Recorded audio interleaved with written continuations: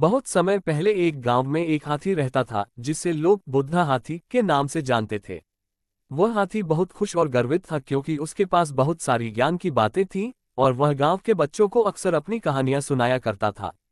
गांव के लोग उसकी बातों को ध्यान से सुनते थे और उसे एक महान शिक्षक मानते थे।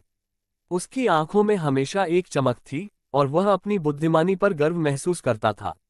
एक दिन गांव में एक बड़ा मेले का आयोजन हुआ जिसमें कई स्कूलों के बच्चे और शिक्षक आए थे। बुद्धा हाथी ने भी अपनी शिक्षा का प्रदर्शन करने का सोचा। वह बच्चों को कई कठिन सवालों का जवाब देता था और उन्हें अपनी कहानियां सुनाता था। वह बहुत खुश था क्योंकि वह जानता था कि उसने बहुत कुछ सीखा है और उसका ज्ञान उसे सभी से अलग बनाता था। वह खुद को एक बहुत बड़ा गुरु मानने लगा था और उसकी खुशी का ठिकाना नहीं था। लेकिन एक दिन बुद्धा हाथी को एक कठिन परीक्षा का सामना करना पड़ा। मेले में आए कुछ बच्चों ने उसकी शिक्षाओं के बारे में कुछ सवाल पूछे जिनका बुद्धा हाथी जवाब नहीं दे सका। वह बहुत घबराया और समझ नहीं पाया कि क्यों वह सवालों का सही जवाब नहीं दे पा रहा था।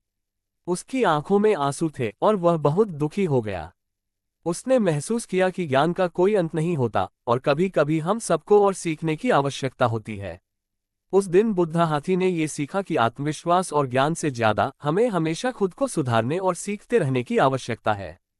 धीरे धीरे बुद्धा हाथी ने समझा कि हर किसी को कभी न कभी गलतियां होती हैं और इन गलतियों से ही हम सीखते हैं।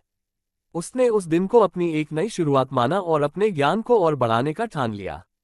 अब वह पहले से कहीं ज्यादा खुश था क्योंकि उसने सच्ची समझ और आत्मज्ञान को पाया था।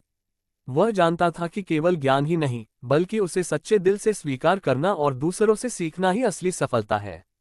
बुद्धा हाथी अब खुश था और उसकी आंखों में आंसू थे, लेकिन वे आंसू खुशी के थे।